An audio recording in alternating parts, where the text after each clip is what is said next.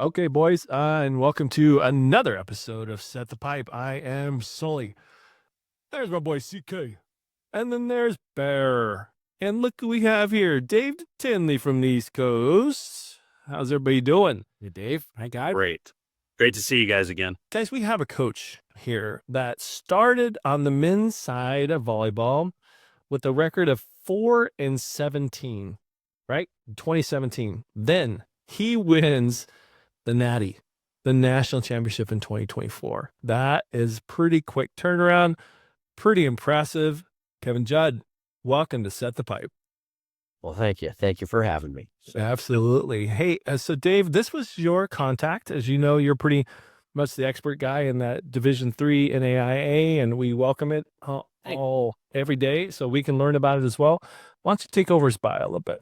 You got it. So Kevin Judd joins us over 25 years of coaching experience across high school, college, and club volleyball. From 92 to 2006, involved, directed, and coached at Pacific Volleyball Club. 1997 to 05 was the assistant women's coach at Moore Park College. By the way, Kevin, you can correct us on any of these, but this is what we found on our good friends at the internet. So, instrumental in launching the men's volleyball program in 2002 at Moore Park College and led them to a state championship just 3 seasons later in 2005. Moved over to Cal Lutheran, where you've been the women's assistant coach since 2006. Okay, there's a litany here, so let me just make sure. Coached or produced 28 AVCA All-Americans, 5 SCIAC tournament championships, 7 consecutive SCIAC championships from 2010 to 16, 4 NCAA regional championships, and the 25th part of the coaching staff on the 2015 NCAA National Championship team, and was the AVCA Assistant Coach of the Year that season. 2015 moves over to Cal Lu men's program, in which you started.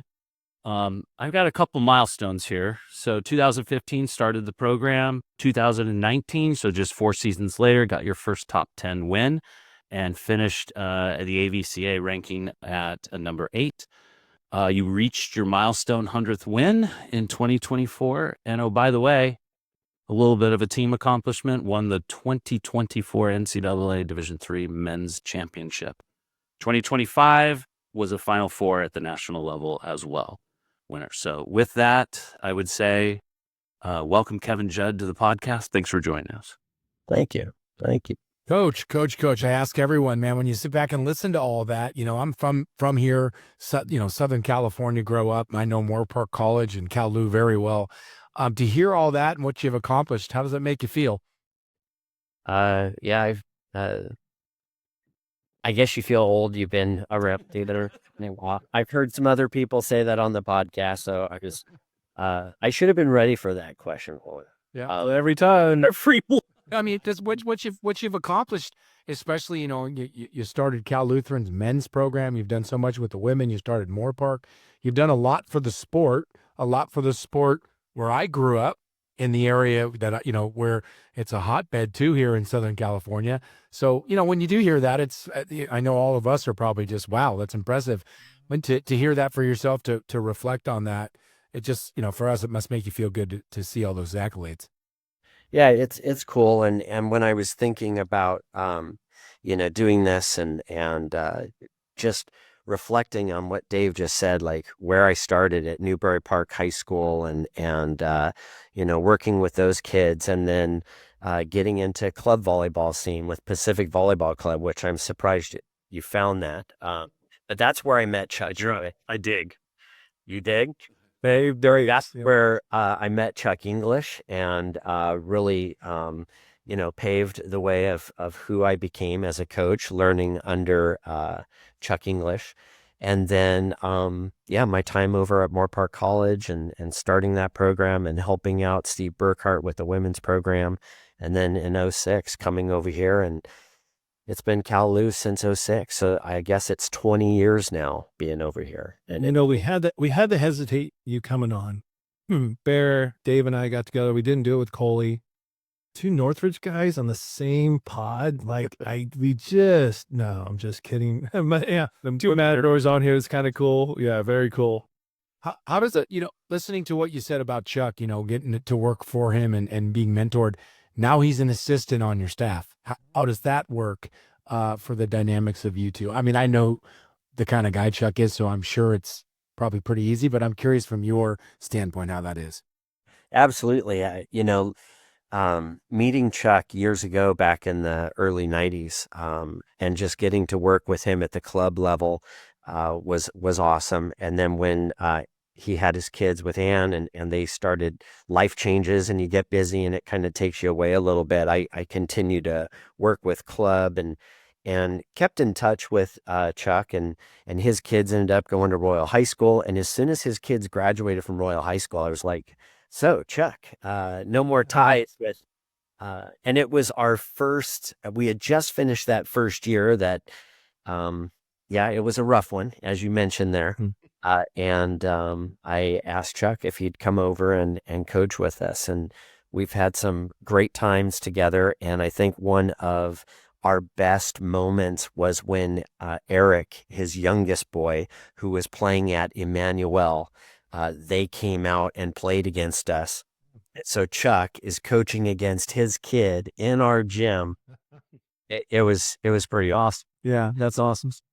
Yeah, it's being on that Northridge chain and Chuck being on it, last year when a couple years ago when you won it, and just being a part of to hear, all of it is exciting for us. And to have Dave come on here and really, including me, and I've known about Cal Lu for a long time, but to really open our three eyes of how big Division III men's volleyball is, how exciting Division III men's volleyball is, how much opportunity there is for Division III men's volleyball. We want to be a real loud vocal point for that, because that sounds like an amazing opportunity for a lot of kids that might not even know it was available. Absolutely.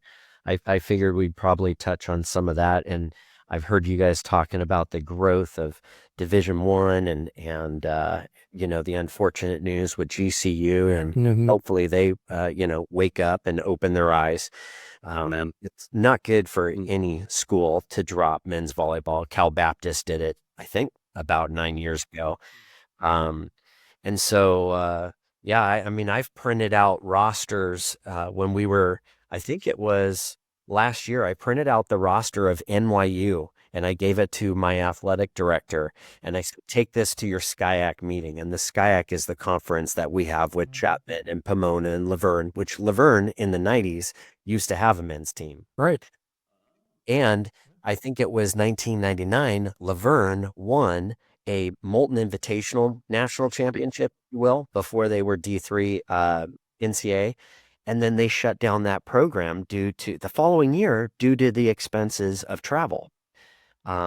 So there has been some men's volleyball in our SCIAC, and getting back to that roster, I sent it to them because NYU was loaded with California kids. California kids, I think out of 20 kids, 18 of them were from California, all the way out playing volleyball in New York. And so it's like if these schools around here add men's volleyball, they'll come. The athletes are here, and it's just another great opportunity for the kids around here to play, especially with the roster limits at the D1 level. It's just getting so much more competitive. We need to give these boys an opportunity to play. Back in the day, we, if we were going to NYU, right, there was no connection with family. I mean, it was expensive to call home.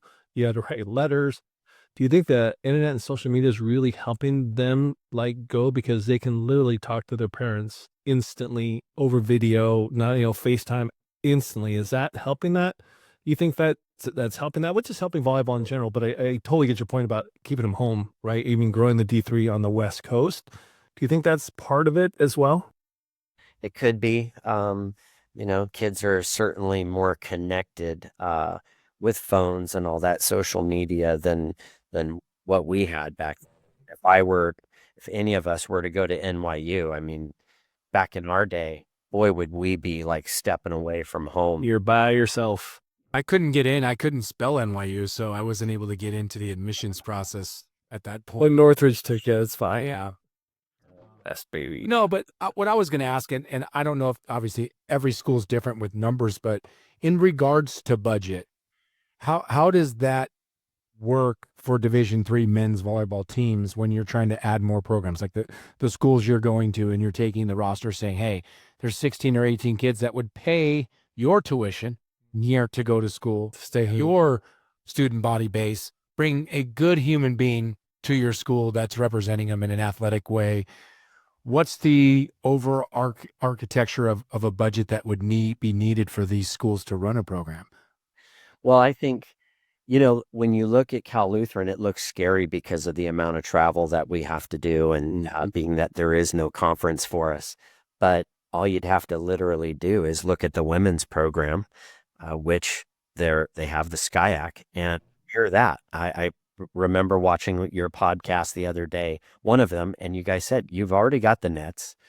We play with a different volleyball. You have all of the pieces. So now it's okay. We juggle a little bit of gym time. And we practice a little bit later And you after. pay for the coaches, right? And you got to pay some for the coaches. Yeah. But again, you bring in that student enrollment, those numbers, I think they'll definitely cover what needs to be covered. Yeah. So for a SCIAC, which is a very old conference, Cal Lu is actually the baby in the conference. We're coming close to, I think, 60 years old, or maybe we've hit it. I should have done my research on that. But some of the other schools like Pomona and CMS, they've been around for over 100 years. Whoa. Redlands, I don't know if they need the enrollment, if they're enrollment driven right now. I don't know if I've heard you guys talk about Title IX. I know we've been adding women's lacrosse, and we've also we at Cal Lu just added women's flag football. So Practice. Oh, He just did it at Santiago as well, the women's flag football. Hey, Kevin, I got a question for you. We go back a little ways. We coached against each other when you were at Moore Park and I was at Golden West. And good to see you. they beat us. My first year, they beat us when we were down there at Long Beach, and I had Pierce College just heckling the heck out of us, and Golden West went away. My guys could not get over Pierce College just heckling us. They want to play us. They had a really good Pierce College, and well, you did a great job there as well, obviously winning. But one of my questions is, you started the program at Moore Park and Cal Lu, and you got success quickly. And can you go into a little bit of the detail of just starting up a program? I did this at Santiago Canyon College, so I have that a little bit with you, and then going from like a bottom feeder basically to winning. Can you march us through that a little bit, or take us through that process? Take Bear through that is what he's trying to ask. Because Randy's to do. here. Wow. Santiago. Sorry, Bear. I think Southern California is, a hotbed for volleyball. Oh, yeah, It for is sure. loaded with, great athletes. And, for me, it was just be patient. At Moore Park College, when we started the program that year, I had Jeff Toon, if I recall correctly. He was at Northridge. And one of my athletes knew him very well because he tried Northridge and it didn't work out for him. And so right off the bat, I had two great middles with Cam Dixon and Jeff Toon. And they were just monsters. And it really allowed us to be pretty competitive right out of the gates. And we were able to get to play you guys that first year.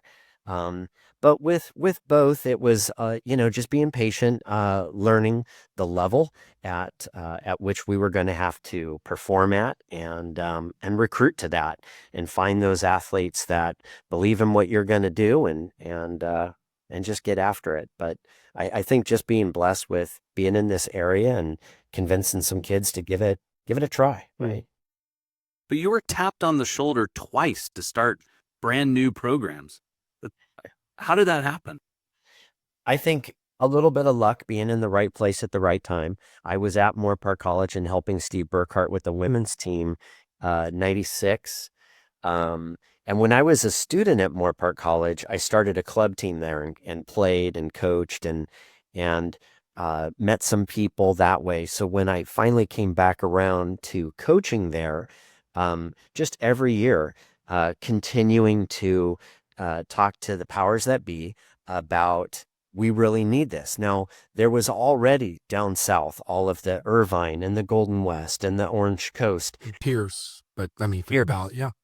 And it was a young man from Royal High School that was quoted in the newspaper. And I brought that newspaper in to the AD and the president. And the quote was, "Why did you choose to go to Pierce College?" And it's a Royal kid from Ventura County, and Moorpark College is in Ventura County. Mhm. And he said, "There's just nowhere for me to go play volleyball but Pierce." And so we have 3 junior colleges in Ventura County, and none of them were providing men's volleyball. Mm. So, when you have an athletic director that is, and I think we were a little lucky. He was about to retire, and he's like, the last thing I do before I walk away from Moorpark College is I'm going to push men's volleyball and see if we can get this going. And we did, and it's still healthy to this day. And I coached before I left Moorpark College, Aaron Headland. You did He a is great job there. Yeah, he's still holding down the fort, and we play him every single year and call it our senior match. And I love bringing Aaron and my old Moorpark College Raiders into our gym and just making a night out of it. So, That's awesome. So you were assistant at Cal Lu in the women's program. Was it just you wanted to get back into men's, or was just like everybody's been asking? Was it just an opportunity to start this thing from scratch? I mean, you got your 100th win. What drove you away from the women's, or what drove you away from being assistant to go into a head totally different? yeah.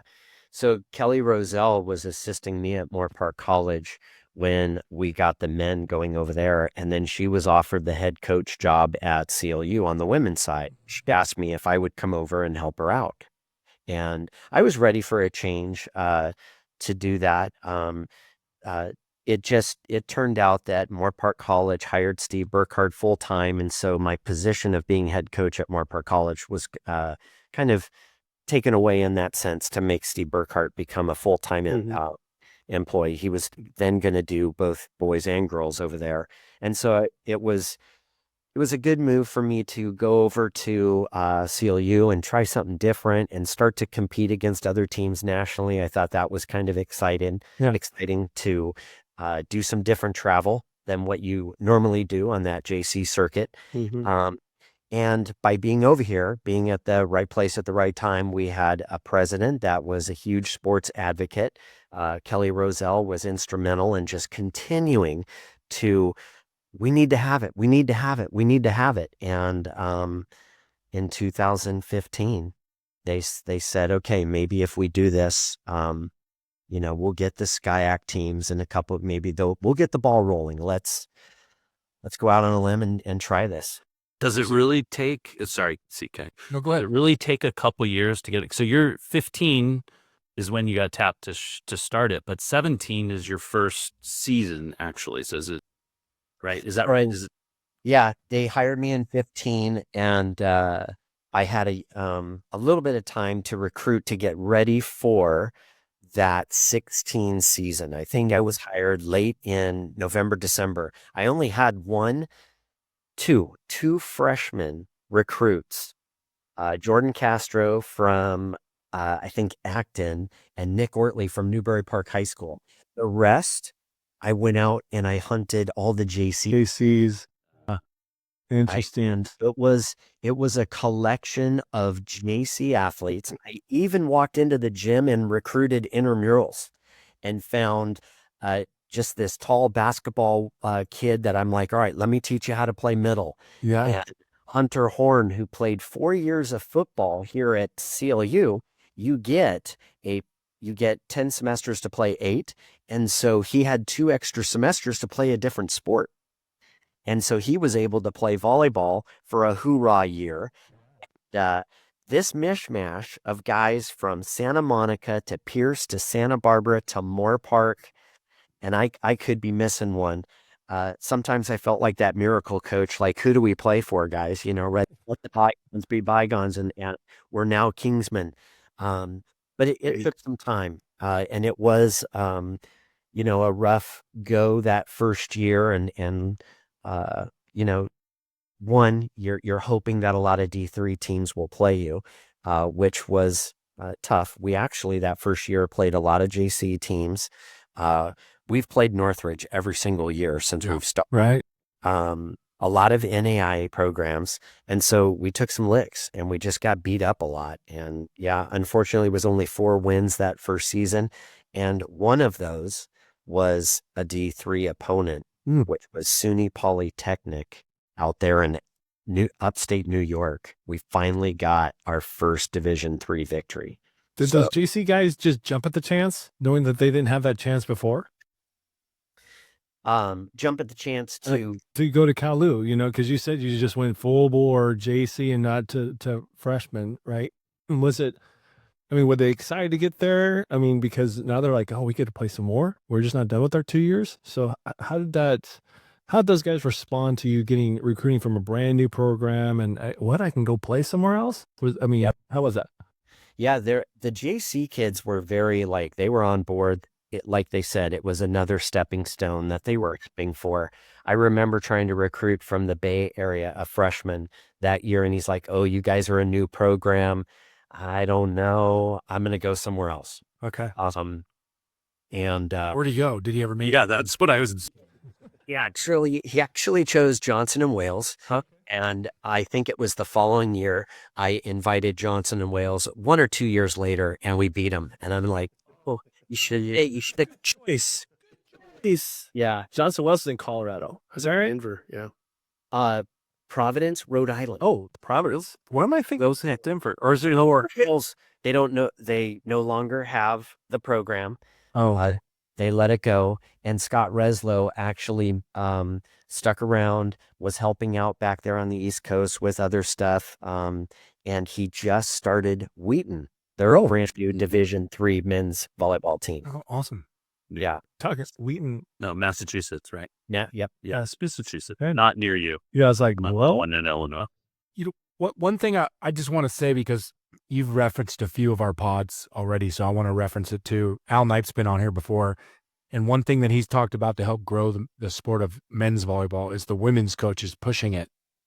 You just told us here that your coach at Cal Lu, while you were there as an assistant, was one of the main reasons and biggest pushers to help men's volleyball become a sport. So all you coaches, and a lot of you are my friends that are coaching Division I women's volleyball, let's help the men's game grow from Division I, Division II, Division III. If you don't have a program, let's try to figure out the budget and let's get a men's program. Let's just continue to grow volleyball across this country because it's such a great game. Just such a great game. Yeah. And, Jeff Hendershot, I've been working with him over at Laverne, and I know it's gone quiet a little bit since COVID. COVID didn't help.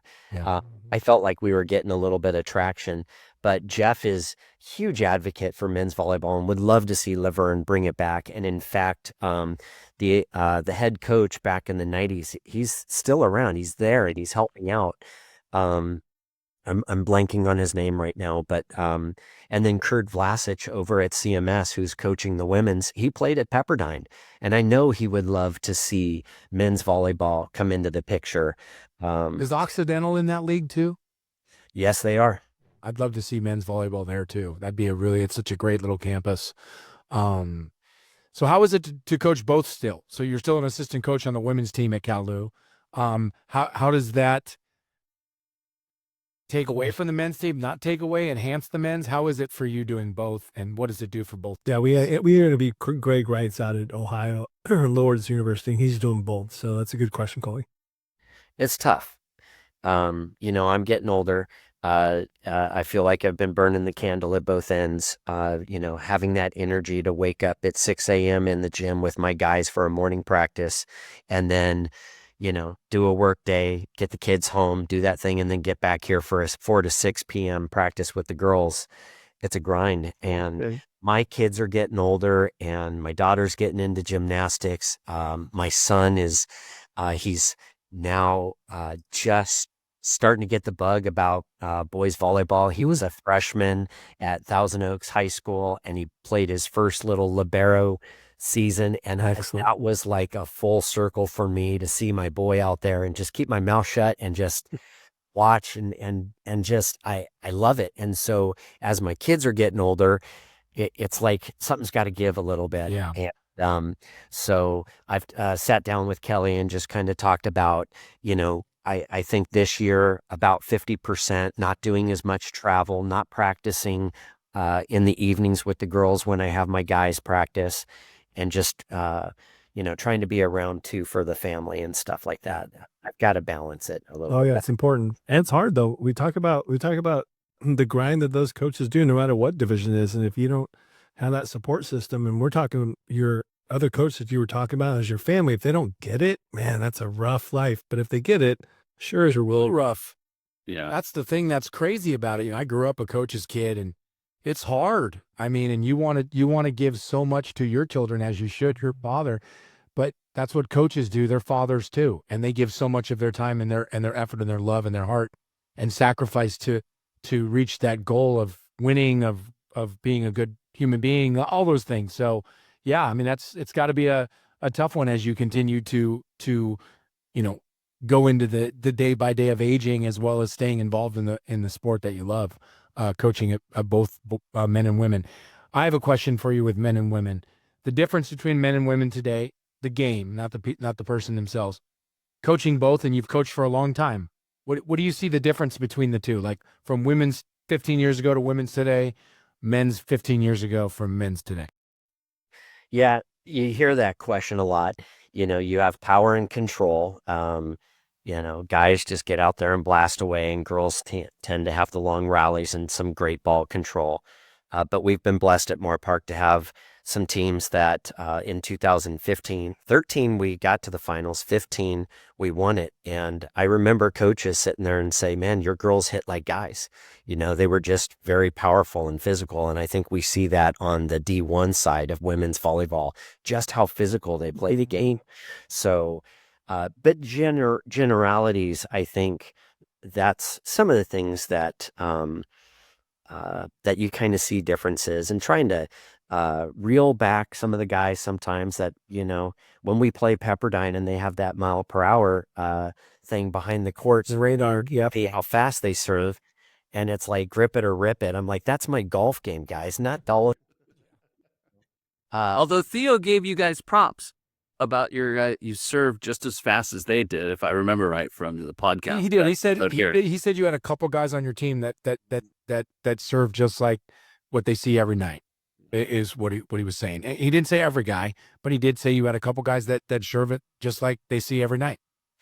Maybe not like Nikolov's, but like almost everyone else every night. Mhm. But We had a couple of guys that can serve in the 70s. And then last year, I would say most of those guys that were out there starting were mid 60s. So, and I think that helped us be successful in those national runs and stuff by being able to be aggressive from the end line. Springfield did a great job against us just this past year from the end line, and gave us some trouble. So, serving it's a important piece of this game, right? Yeah, for sure. You had that gauntlet to get there, and then ran into the buzzsaw of Springfield. So that was in the semis. sorry, Dave, didn't mean No, you're right. Serving is it more in the men's game than it is in the women, since they just throw it up and hit it as hard as they can and don't care? Is it more strategic in the women, or are they doing the exact same thing? It just doesn't look as, let's throw it up to the ceiling and just take a complete rap at it. Yeah. Yeah. We mostly have like float servers with our squad right now with the girls, but I'm trying to move them back and trying to have them punch it with a little bit of speed on that float, and just how can we make your serve tougher? Do you have great control and we can push them to an end line and then drop a short serve on them? Do you have that kind of control, or do we just need to try to go back there and punch something with some speed? So still same mentality, get aggressive back there on the end line and see if you can get that team disrupted a bit. That's fascinating. When I was at Bradley, we had two girls in particular that would serve out of bounds all the time, long. I'm like, in practice, I go, you see that basketball in line? Go back there and serve normal, but just a little bit higher. Those girls could not serve receive them to say, they're like, oh my, it was a whole new world for them. Like, no one's ever had you go back and just bang this ball back there. I know. Nope. And they just, the head coach is like, no, we're not gonna do that. It was so foreign to like go outside of their comfort zone. But that's really fascinating that you brought that. So I'm like, oh my gosh, I ran into that too. Just to try to change it up instead of the same old float serve, like just go all the way back there, just hit it like you normally would. You just have to run it a little bit further to get to your spot. But It's for you to say that, Sully. Every year I have one guy that I think has a pretty good serve, not jump serve or whatever. I send him to the back baseline, to the back wall. yep, Pull out the old deep floaty, and that's you get right. points on that. Dude, it's amazing. Yeah, it's crazy. Ball moves. I mean, I do look at videos when we played, and those really don't seem like they were that tough of serves back then in the 90s compared to what they're doing today. I mean, we did move the ball. Right. We did move it, make it drop. But I'll tell you, when you stand and look at those games today, and you're just watching these young men just throw the ball up as high as they can and just swing as hard as they can, it's incredible how fast that ball comes over that net. I got to watch the replays in slow-mo, to be honest. So fast. Because at real speed, you kind of blink and miss it. So you had a magical season in 2024. We did. Magical. Like, there's not too many people that get to experience that as a coach, as a player, as a university. I sure would love to hear how it all first started. Was your, I mean, obviously everybody's goal is to win the whole thing, right? But the reality was that, did you know you had a shot at that year? And then, yeah, take us through the magic. Love to hear it. Yeah, we had some players in the program, and that were very talented. Talented setter with Taylor Marks, and then we had a couple of transfers that came over and helped out tremendously. And one was Jordan Cooper from Long Island, who came in. Now he was a middle blocker, but it was at a Northridge grass tournament where Theo and I, got it going, and Jordan's out there playing, and I'm seeing this live arm, and I'm just like, man, I need to set that live arm, or how many times we get him as a middle. I said, start passing. We're going to take a look at outside. And so we got him on the outside, and then a young man that I tried recruiting years ago probably wanted to try the D1 route first when he was leaving, graduating from Alemany, Michael Stahl. He bounced around, did some time over at Moore Park College, and then he finally was like, all right, let me go try CLU. And by bringing him in as a big 6'5" outside, I said, no, you're going to be a right side, and you're going to shut down all these other outsides that we got to deal with. And it worked out. I mean, we had a great ball control chemistry guy with Ben Weber. Our middles, for us to have a 6'10" middle at the Division III level is pretty awesome. Yeah. And Boris broke all sorts of records. He's from Ukraine, moved over to the Sacramento area with his family, and he was looking at St. Catherine in NAIA program, went down there, and it just wasn't what he was really looking for, and he bounced back up to us. And so all these pieces just kind of came together, and we just had some talent. The perfect storm. Would you consider the loss to, I'm looking at the schedule here now, and your last loss that year was Wentworth, the then number 1 team. But that was in March, early March, and then you go on a tear and tough. I mean, there's a bunch of 3-2 matches here, but go on a tear and get hot and win the whole thing. Was that the emphasis? You feel like, was that the springboard for that, or had you guys been consistently good that whole year? Knew you had a shot.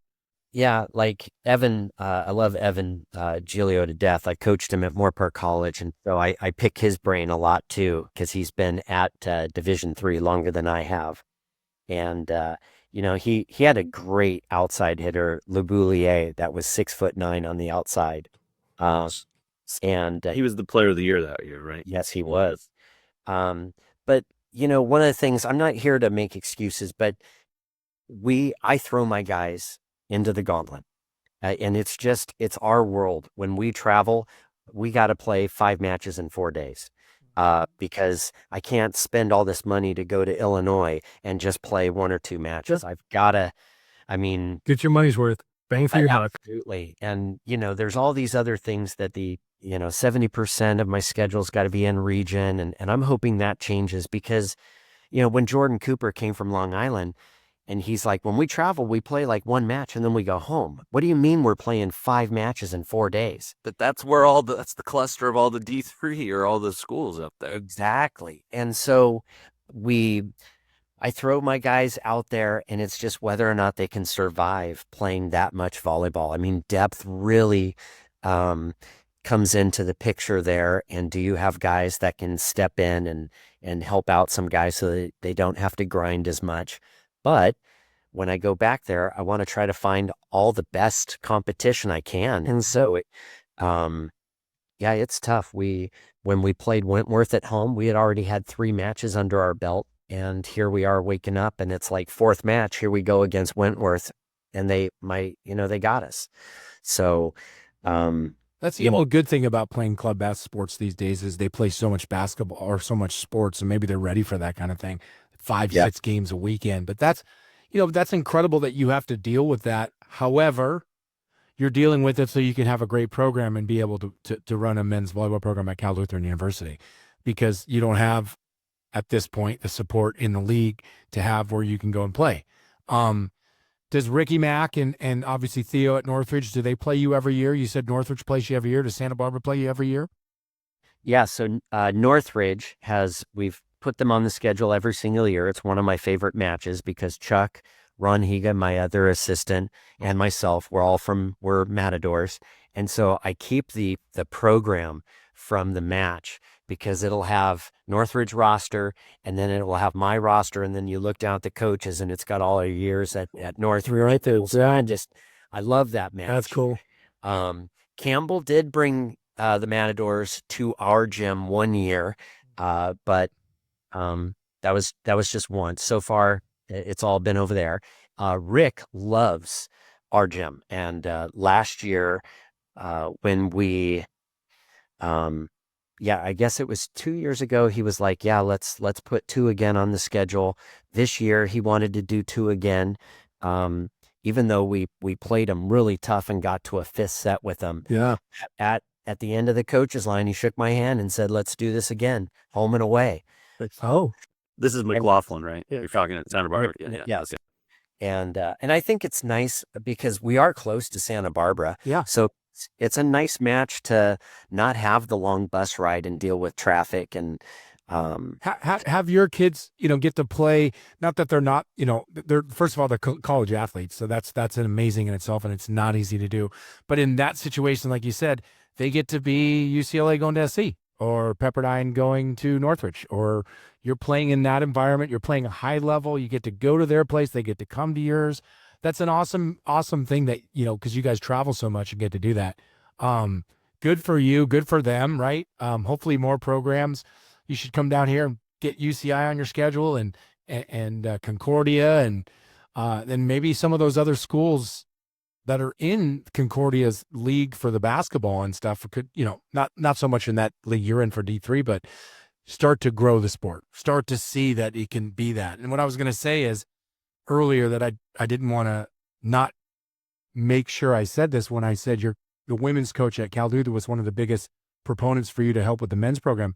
You won a national championship within 10 years, a national championship, not we won the league or, hey, we're giving conference. I mean, that's what everyone's trying to get to. You have to do that within 10 years and to be in striking distance last year. And I'm assuming you guys will have a really good chance again this year. That's just incredible for obviously Cal Lu, but it's incredible for the sport. And hopefully more folks will continue to listen and understand that. And I don't know if you know this. First of all, I love to talk. But the second thing is I'm a huge Cal Lu fan for a few reasons. One is it used to be CLC, as you know. My father coached there.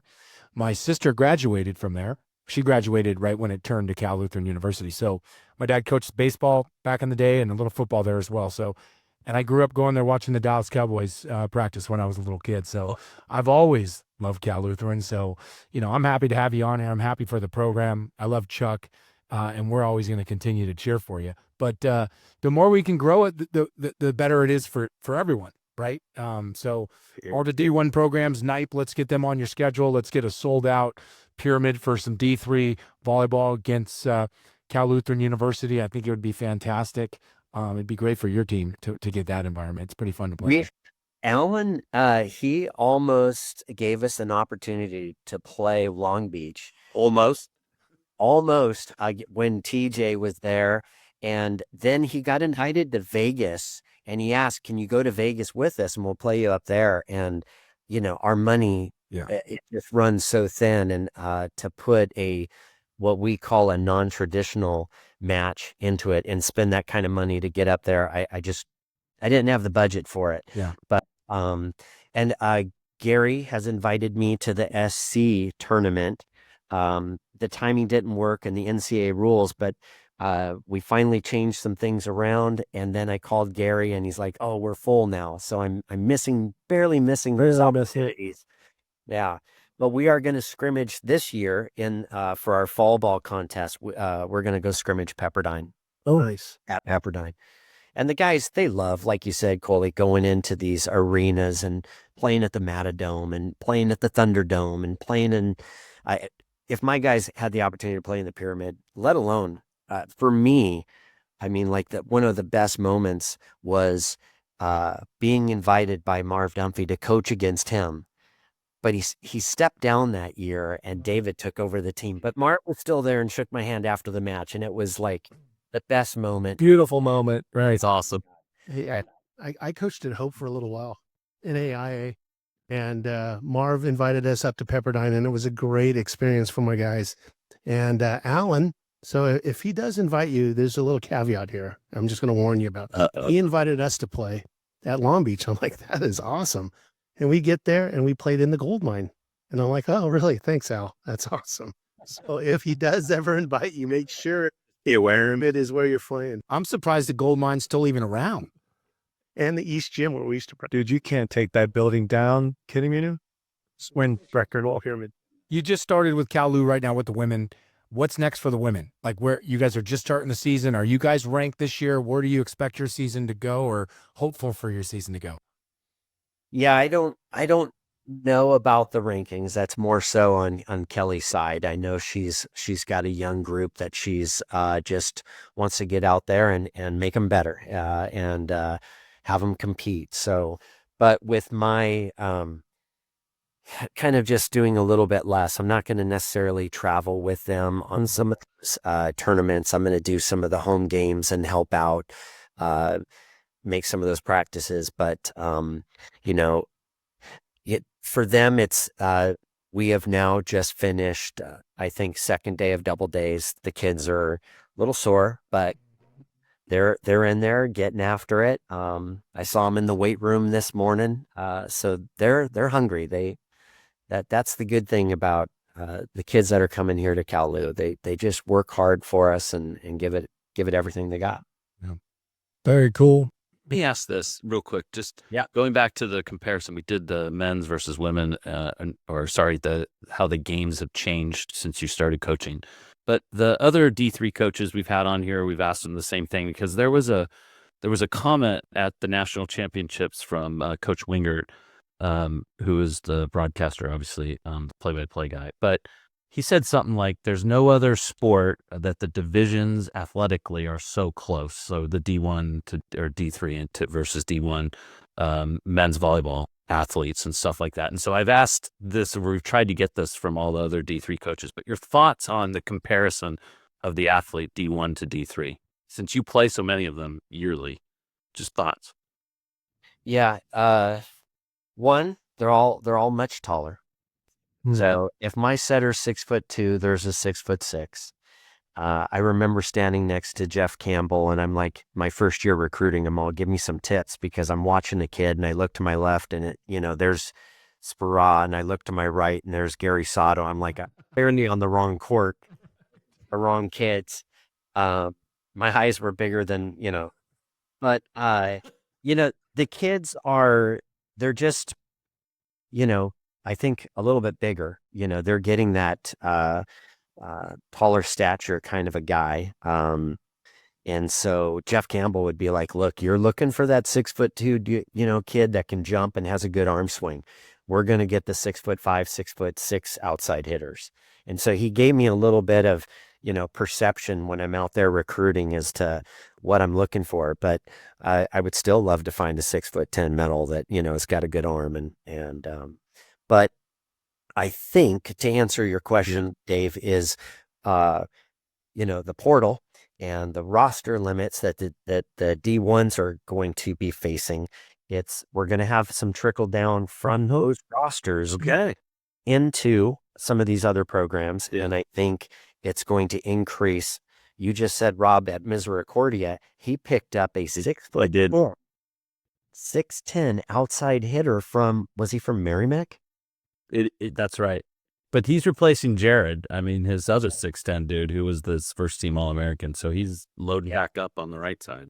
And I called Chris and I'm like, hey, what about Cal Lu? And I think you were too much of a stretch, too far from home for him. So I have a question like to piggyback off Dave's because I don't want to put you on the spot, but if you were to take the top 2 or 3 kids per team, not we're talking, depth, and you're talking the best 2 athletes from each team at the Division III level, how close are they to D1?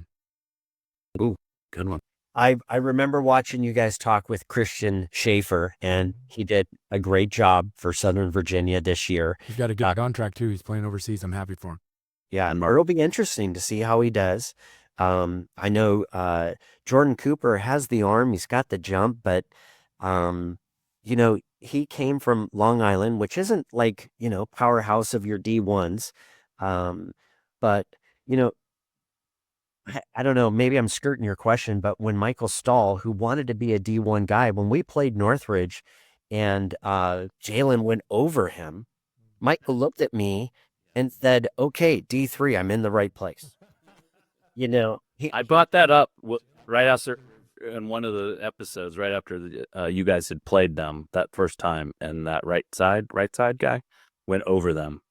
Side guy went over them. Yeah. Good Lord. And Michael's 6'5" and doesn't necessarily jump out of the gym.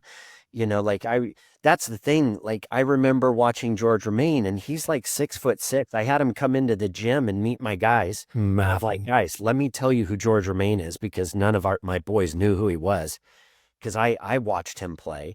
And I'm like, here's a 6'7" guy that's jumping 40, or 40 plus. Yeah. And my 6'7" guy might jump 28 to 32 or something. Right. So,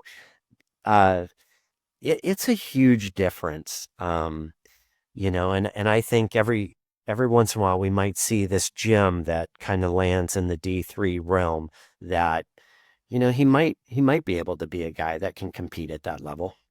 But we did talk to Charlie, and I think we even brought it up with Al about the trickle down with the 18 on the roster. Mm-hmm. That's going to happen. That's going to make D3. If they water heap it, though, that's the other thing. Not everyone has to. True. It's, Coach, it's such a cluster. Some are honoring it, some are not. It's interesting. I'm curious what it's going to look like. Obviously July 1st was the day that they could start paying people, but you're starting to read 7 million's going to this sport and 5 million, and those are all the big ones. I'm wondering what it's going to be like at not so much Cal Lu, but even Northridge, for an example. What happens? Do they honor the 18? Do they not?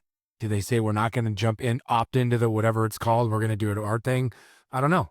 I don't know the answer, but. Well, they have their grandfather year that Theo was telling me about. So I guess they'll see how it all kind of works out in the long run. Yeah.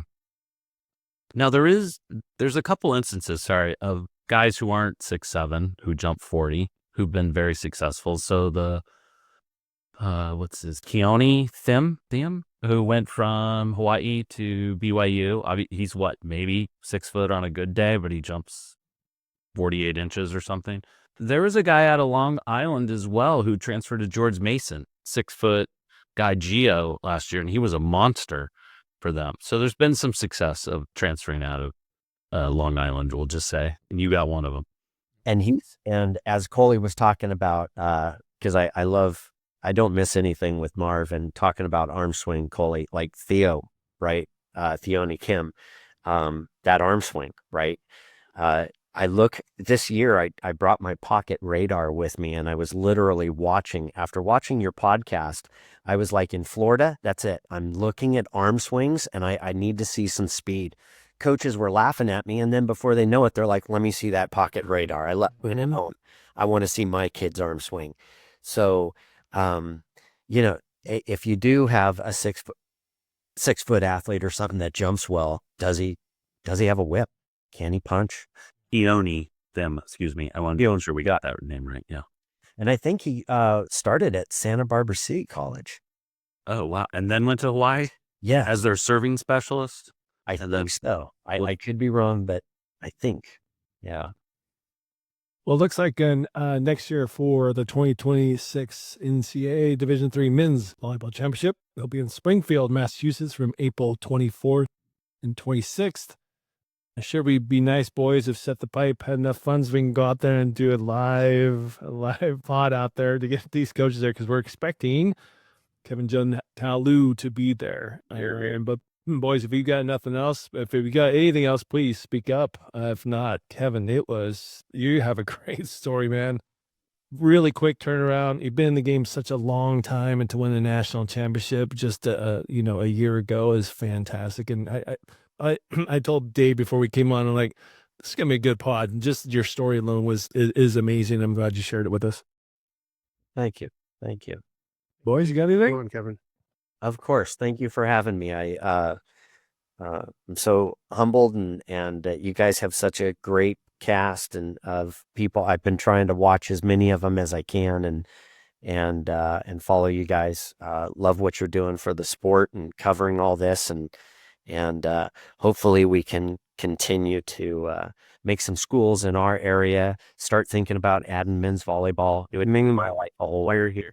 Well, unless there's some weird thing going on for me, I plan on coming to that Northridge Cal Lu match. I'll give you a little interview out of that, boys. The invite is always open. Boy, that's one thing we like to say. If you want to come on here and evangelize anything, if you had a meeting with all the athletic directors at the schools and you want to talk about it, give us a I'm always cheering, like I said, for Cal Lu and always will be. So really honored for you to come on here, and really happy that you made the time with all that you're doing with your family, with coaching the men and coaching the women, to come on here and take the time to talk to us about volleyball. It matters a lot. So have all your team subscribe to us here on YouTube, and we really appreciate everyone listening. And we're going to keep bringing you guests like Coach Judd here. He's won a national championship at Cal Lutheran University, the Kingsmen. He's going to try to do it again in the spring in 26. And really happy you came on, Coach. And go Matadors. Sorry, I got to always plug the Matadors in there. I mean, it's the best school in the country, or maybe in the Valley, but regardless, it's Valley, at least Valley. It's one of the two. This was a great pod up until that last 2 seconds over. Just saying, we had a guy. I guess right. The Long Beach State has the power of editing. Yes. Oh, it's totally, you get to edit all this. That's right. Hey, it's Disney Peters. They can do whatever he wants. Yes, he can.